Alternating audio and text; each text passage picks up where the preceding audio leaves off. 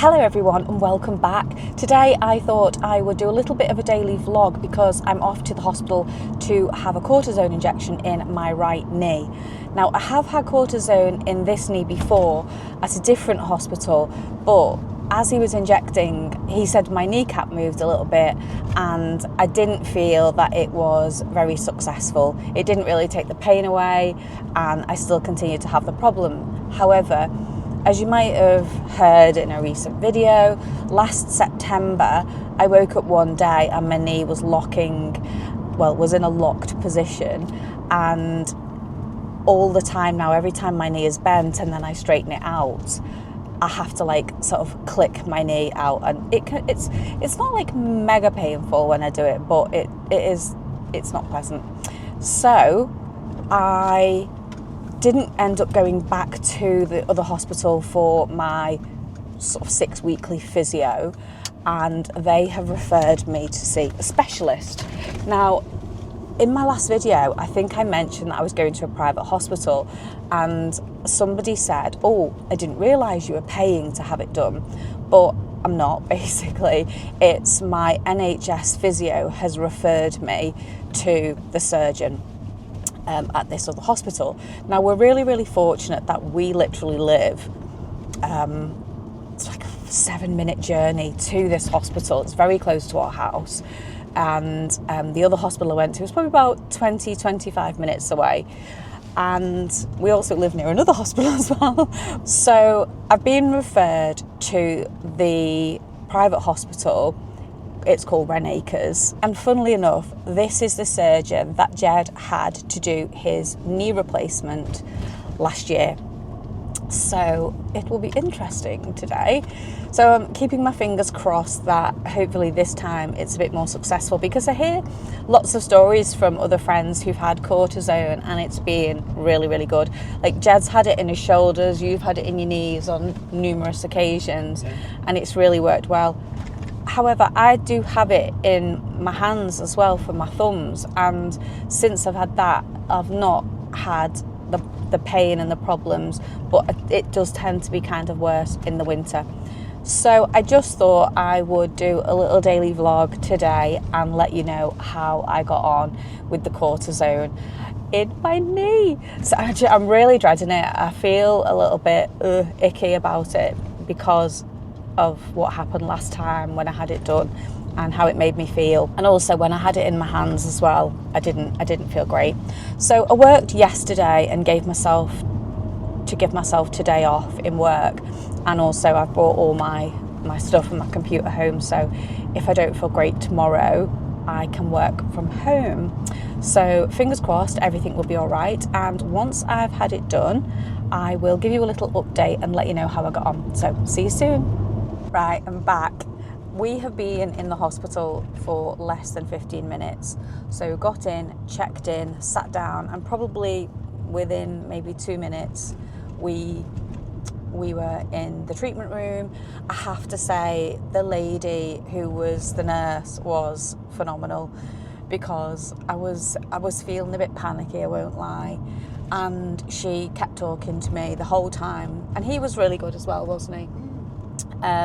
So we went into the consultation room, and Jed sat and waited, and I went straight in, sat on the bed, and it was different to last time. Last time the guy just kind of went straight in with the needle, and this time I don't know what it was, I'm going to have to Google it, but it was I don't know whether it was a needle that he put a bit of anaesthetic on, and then it was something went into my knee, but it had this green clip hanging off, and then he kind of injected through this clip. So I'm not really sure, because I was trying to sort of zone out from it all, and then that was it. So I was literally in there for less than 10 minutes and straight out, and I've had to made me another appointment. I've got to go back in 3 months and see how it's been, see if it's successful, and if it's not, the next step will be probably a little operation, but fingers crossed that should keep it at bay for, I don't know, how long do they reckon cortisone works for? It can be permanent sometimes. Can it? Yeah, if it settles down all the inflammation, it can result in you not needing anything. Yeah. But then it can also You have to have it topped up again. So that is me done for today. I've got a tiny little plaster on, insert photograph, to show you. So that's me done. I'll check in with you a bit later to let you know how I'm feeling. When I came straight out of the treatment room, I just felt like a huge sense of relief and also a little bit tingly in my leg and a bit tingly in my toes. I've got that tingly sensation now.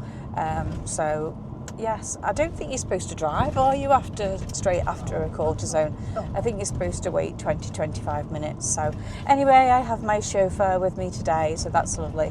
So I'm going to go home and I will probably see you in a few hours and I will let you know how I'm feeling. Hello and welcome back. It's just gone 1 p.m. So this morning around 9:30, I had a cortisone injection in my right knee, and I thought it might be a good idea to give you a little bit of history about the problems that I've had with my right knee, and just in case anyone is struggling or suffering with arthritis in the knee, and this might help to know what to expect if you've got to have a cortisone injection. So back probably about 12 months before 2015, I was carrying a bin bag full of washing laundry and I jumped over a step and kind of twisted and went over on my knee.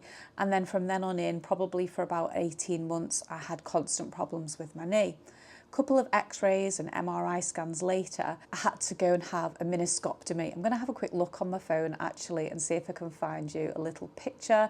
So that was back in November 2015. It was actually the day before my daughter's 15th birthday. I recovered quite well after the meniscectomy, and probably after maybe 6 weeks I went back to work. At the time I was a beautician and a holistic therapist, so I did lots of nails and massages and facials, and this was around the time that my thumbs and my hands started to have problems. However, this is about my knee. Now over time the problems with my knee kind of subsided and the meniscectomy worked really well. So a meniscectomy is where they kind of go in with keyhole and they chip away all the loose cartilage and they kind of like vacuum it all out.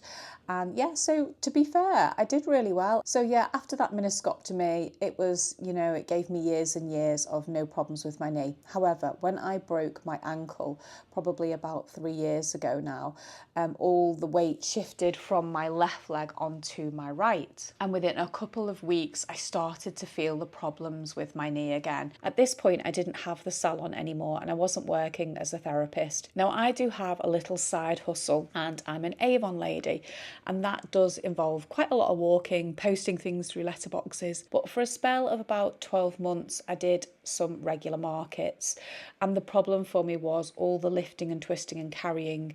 Now, I relied heavily on my husband for a lot of support with this, but when he was having his knee replacement last year, I decided to stop doing the markets and to sell online on eBay instead. This has been a real great alternative for me as well, and I do this alongside another little part-time job that I have. And sometimes in life things change, don't they? So the markets are no more, and now I just sell online and kind of like locally with brochures. So probably the last 2 years, the knee has got worse and worse. And locally where I live, we can self-refer to the pain and injury clinic, which my local hospital is Ormskirk, where I've probably been seeing a regular physio for, maybe a good 18 months to 2 years. When I say a physio, I kind of go, I'm in there 10 minutes, he has a little look at it, and basically just gives me some light exercises to do.